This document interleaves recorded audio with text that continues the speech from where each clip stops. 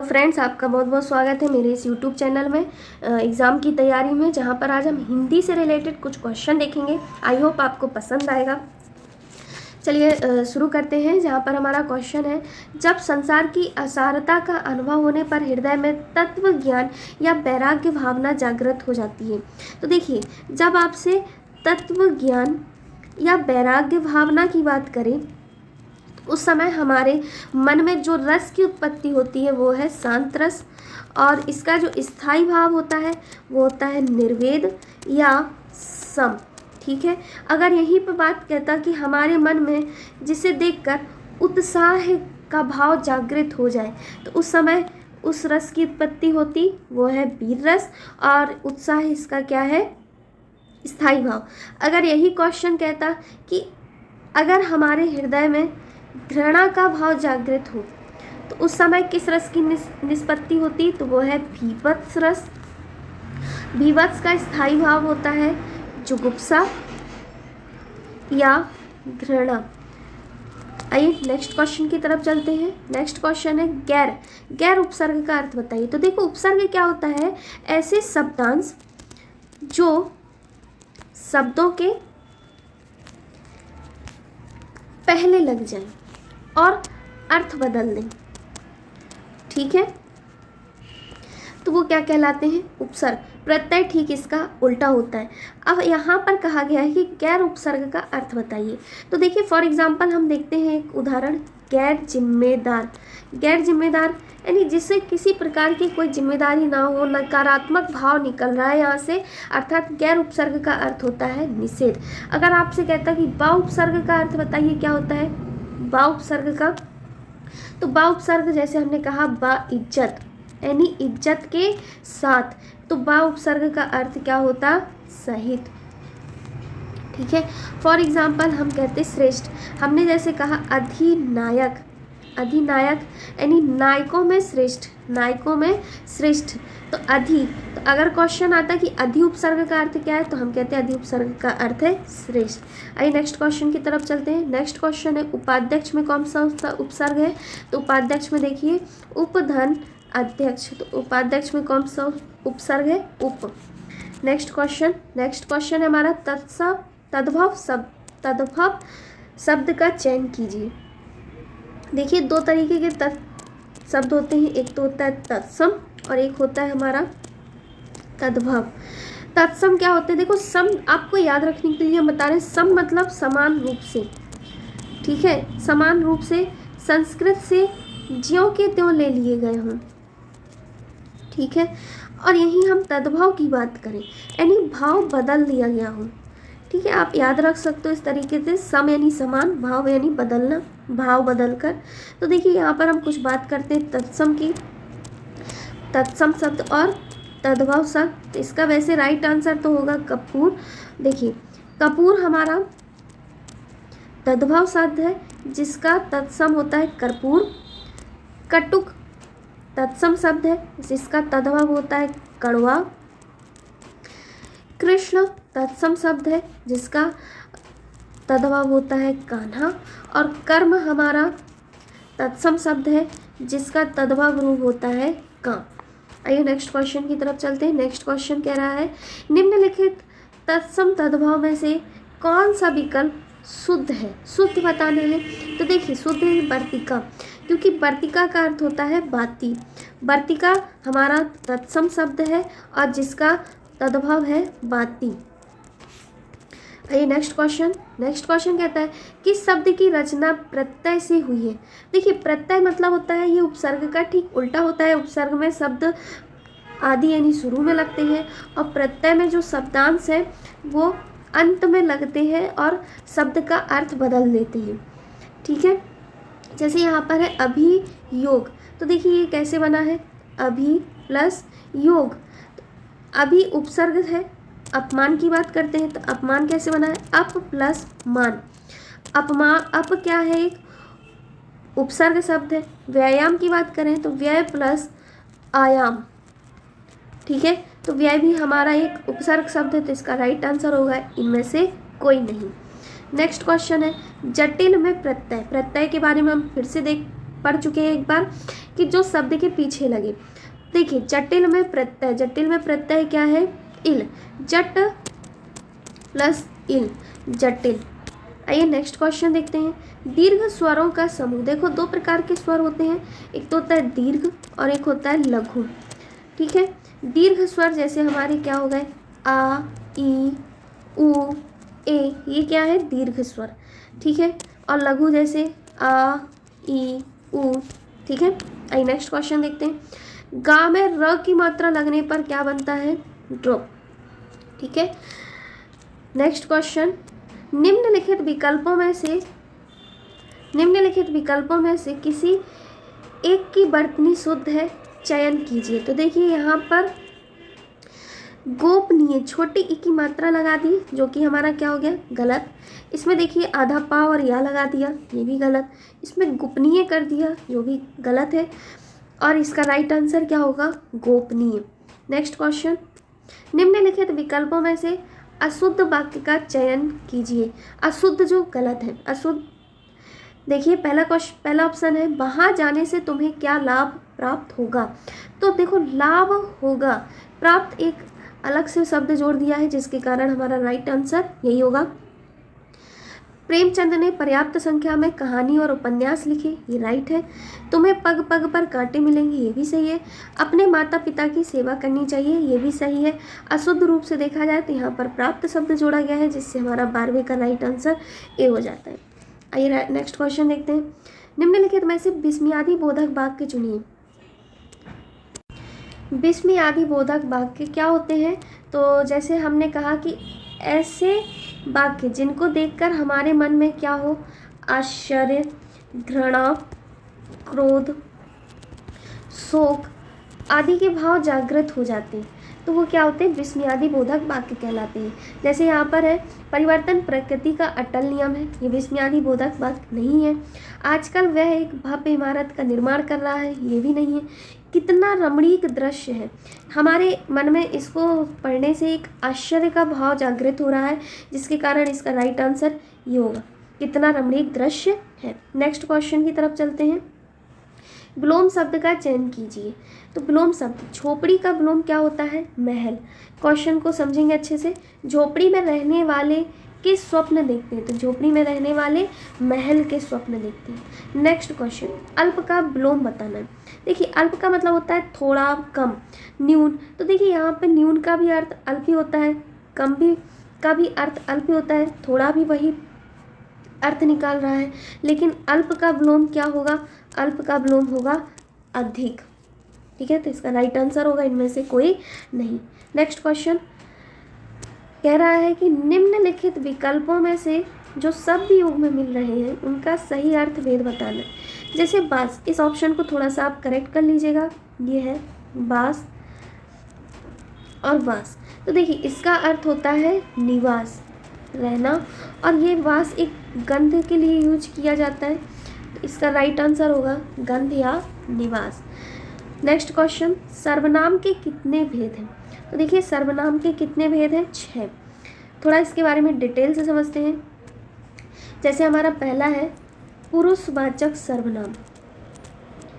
ठीक है, पुरुषवाचक सर्वनाम ये भी 3 प्रकार के होते हैं, उत्तम पुरुष, मध्यम पुरुष और अन्य पुरुष। उत्तम पुरुष जैसे कि हो गया मैं, हम। मध्यम में क्या हो गया, तुम, तुमने। अन्य पुरुष में क्या हो गया, वह, वे, यह। ठीक है, दूसरा बात करें तो दूसरा हमारा होता है निश्चय, निश्चयवाचक सर्वनाम। निश्चयवाचक सर्वनाम जैसे कि यह, वह, वे, ये। तीसरा हमारा होता है अनिश्चयवाचक सर्वनाम, जैसे कि कोई, कुछ। चौथा हमारा होता है संबंधवाचक सर्वनाम। संबंधवाचक सर्वनाम जैसे कि जो, सो, जिससे संबंध बैठता हो। पांचवा है हमारा प्रश्नवाचक सर्वनाम, जैसे कि कौन, क्या। और छठवा है हमारा निजवाचक सर्वनाम, जिसका उदाहरण है आप। देखिए क्वेश्चन पेपर में ऐसे पूछा जाता है कि आप कौन सा सर्वनाम में आता है, तो आप आता है निजवाचक सर्वनाम में। ठीक है, तो इनको अच्छे से ध्यान रखिएगा, कई बार ये क्वेश्चन पेपर में पूछे भी जाते हैं। नदी धन ऊर्मी का संधि विच्छेद क्या होगा, नदूर्मी। यहाँ पर कौन सी संधि है, दीर्घ संधि है। ठीक है, संधि की बात करें तो संधि के 5 प्रकार होते हैं। एक तो दीर्घ, गुण, वृद्धि, यण और अयादि संधि। हमारा नेक्स्ट क्वेश्चन है द्वंद्व समास के कितने भेद होते हैं। तो देखिए द्वंद्व समास के 3 भेद होते हैं। सबसे पहला हमारा भेद होता है इतरेतर द्वंद्व। ध्यान से समझिएगा, इतरेतर द्वंद्व। इतरेतर मतलब इतर प्लस इतर, जिसका अर्थ होता है अलग अलग। ठीक है, और इसका जो संयोजक होता है, संयोजक शब्द है वो है और।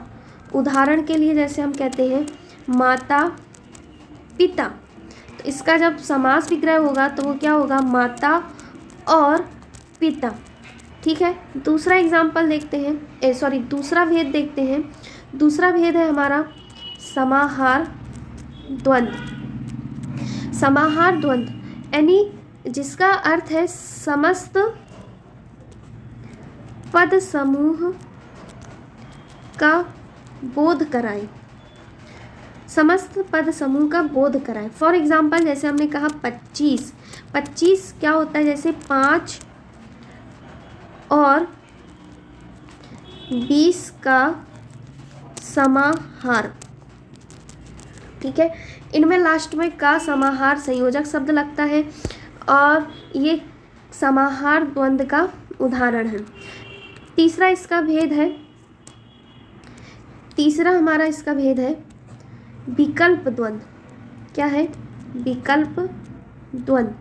देखिए विकल्प द्वंद्व मतलब किसी एक को स्वीकारने का विकल्प हो, किसी एक को स्वीकारने का विकल्प हमारा क्या कहलाएगा, विकल्प द्वंद्व कहलाएगा।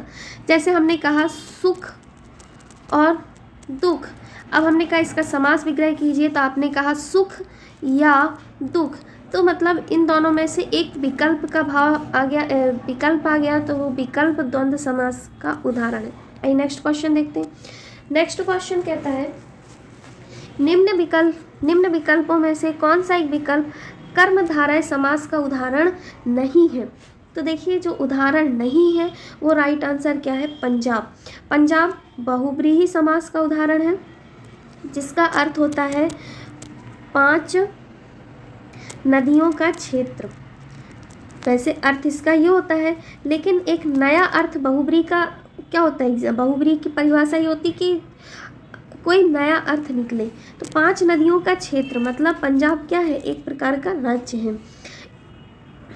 ये हमारा बहुब्रीहि समास का उदाहरण है। बाकी देखो क्रोधाग्नि की बात करें तो क्रोधाग्नि का अर्थ होता है क्रोध रूपी अग्नि। ठीक है, प्राण प्रिय की बात करें तो प्राण प्रिय होता है जो प्राणों की तरह प्रिय हो, वो क्या है, प्राण प्रिय। ठीक है, कर्मधारय समास की अगर हम बात करें तो कर्मधारय समास में उत्तर पद प्रधान होता है और जो हमारा उत्तर पद और जो पूर्व पद होता है इनमें उपमान या उपमेय में संबंध होता है। ठीक है, आइए नेक्स्ट क्वेश्चन की तरफ चलते हैं। नेक्स्ट क्वेश्चन है साधारण धर्म या वाचक शब्द किस अलंकार के भेद हैं। तो देखिए ये उपमा अलंकार के भेद हैं। ठीक है, अब अगर हम बात करें यहाँ पर, अगर हाँ देखें उपमा, तो उपमा के 4 भेद, 4 अंग होते हैं।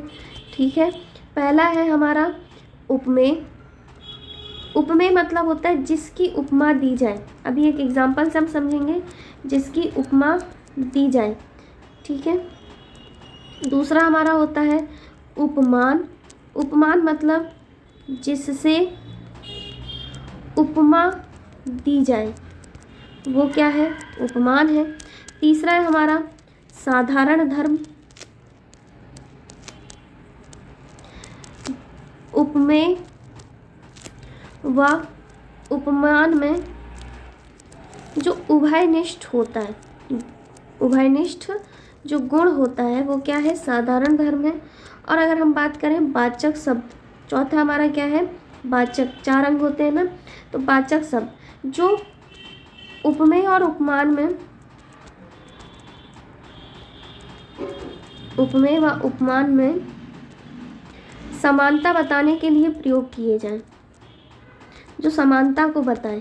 फॉर एग्जाम्पल हमने एक क्वेश्चन लिया, मुख चंद्र सा सुंदर है। तो देखिए यहाँ पे मुख क्या है? हमारा उपमेय है, क्योंकि हम मुख की तुलना, देखो मुख की उपमा दी जा रही है, मुख की तुलना कर रहे हैं। किससे कर रहे हैं? चंद्रमा से। तो चंद्रमा से की जा रही है, तो ये हमारा क्या है? उपमान है। और जो उभयनिष्ठ होता है, जैसे सुंदरता, सुंदरता मुख भी है, सुंदर हमारा चंद्रमा भी है, तो ये क्या है? हमारा सुंदरता साधारण धर्म है। और सा क्या हो गया? वाचक शब्द हो गया। ठीक है, आइए नेक्स्ट क्वेश्चन की तरफ चलते हैं। नेक्स्ट क्वेश्चन है प्रतीप अलंकार संबंधित है। तो प्रतीप अलंकार संबंधित है उपमा का, और जो प्रतीप अलंकार होता है ये उपमा का उल्टा होता है। ठीक है, इसका जैसे हमने पहले एग्जाम्पल पढ़ा था, मुख चंद्र सा सुंदर है, तो इसमें हो जाएगा मुख सा चंद्र है। आइए नेक्स्ट क्वेश्चन देखते हैं। नेक्स्ट क्वेश्चन है पत्थर का पर्यायवाची नहीं है। तो देखिए पत्थर का पर्यायवाची नहीं है, क्योंकि बिटप, बिटप के पर्यायवाची है, जैसे झाड़ी, फैलाव, पादप, पेड़, वृक्ष, ये सब बिटप के पर्यायवाची हैं। और प्रस्तर, पाहन, ऊपर, ये पेड़ पत्थर के पर्यायवाची हैं। नेक्स्ट क्वेश्चन है तोय का पर्यायवाची है। तो देखिए तोय का पर्यायवाची है हमारा अम्बु। ठीक है, हम इसके और पर्यायवाची देखते हैं, जैसे क्या है? उदक, पानी, जल, वारी, नीर। ठीक है, सोम के कई पर्यायवाची हैं, जैसे कि अमी, अमृत, सुधा, पीयूष। वहीं हम बात करें पय की, तो देखिए पय के पर्यायवाची क्षीर, गोरस, दूध, दुग्ध। अगर हम बात करें है पर्यायवाची की, तो है के देखिए और पर्यायवाची है, जैसे कि अश्व, घोड़ा, तुरंग।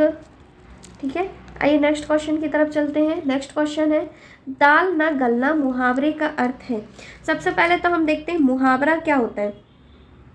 जैसे मुहावरा मतलब जिसमें एक नया रूढ़ अर्थ निकले, अपने रूढ़ अर्थ निकले, वो क्या है? मुहावरा। जैसे दाल ना गलना, जिसका अर्थ होता है सफलता ना मिलना। नेक्स्ट क्वेश्चन है आग में घी डालना। आग में घी डालने मुहावरे का सही अर्थ है किसी के क्रोध को भड़काना। ठीक है, नेक्स्ट क्वेश्चन है हमारा अपनी ढपली अपना अपना राग। लोकोक्ति, देखो लोकोक्ति मतलब होता है कहावत। ठीक है, जो लोक में प्रचलित हो, लोक में प्रचलित हो वो क्या है? लोकोक्ति। और इनका अर्थ लगभग उन्हीं के जैसे निकलता है, जैसे अपनी ढपली अपना राग, यानी अपना अपना चलना, यानी सबका अपने अपने मन के अनुसार चलना। नेक्स्ट क्वेश्चन है हमारा आ बैल मुझे मार लोकोक्ति का सही उदाहरण है। भाई बैल को आप मारने के लिए बुला रहे हो ना, यानी जानबूझकर आप एक मुसीबत को मोड़ ले रहे हो, यानी जानबूझकर मुसीबत में पड़ना। राइट आंसर क्या होगा? जानबूझकर मुसीबत में पड़ना। आई होप आपको ये वीडियो पसंद आई होगी। अगर पसंद आई तो लाइक, शेयर और सब्सक्राइब करना ना भूलें। Thank you.